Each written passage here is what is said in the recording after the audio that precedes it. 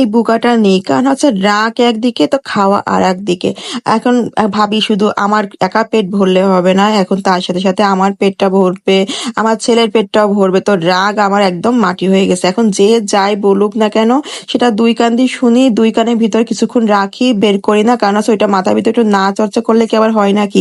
মানে যদি বেরই করে দিলাম তাহলে তো মানুষটাকে আর মনে রাখা হলো না। এজন্য একটু মনে রাখার জন্য কিছুক্ষণ মাথায় ওইটা নিয়ে একটু ঘোরপিক করি। কিন্তু খাওয়ার পরে রাগ করি না, জানেন? খাওয়ার পর রাগ করলে কি হয়, এখন মা হয়ে গেছি না, তো এখন রাগ করে তো কোনো লাভ নেই, নিজের সাথে সাথে আমার বাচ্চাকে কষ্ট দিয়া। কারণ মা যদি ভালো মন্দ না খায়, মা যদি সুস্থ না থাকে, মায়ের পেট যদি ভরা না থাকে, তো বাচ্চা কি খাবে? তো এই চিন্তা করে হয় কি, রাগ দূর, যা যেটা বলছে বলুক, আগে খেয়ে নি।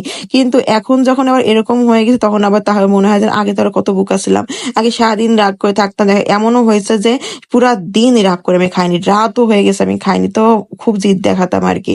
তো এখন আর এই জিদমিদ হয় না, একদম বেলে মাছের মতন গলে গিয়েছে।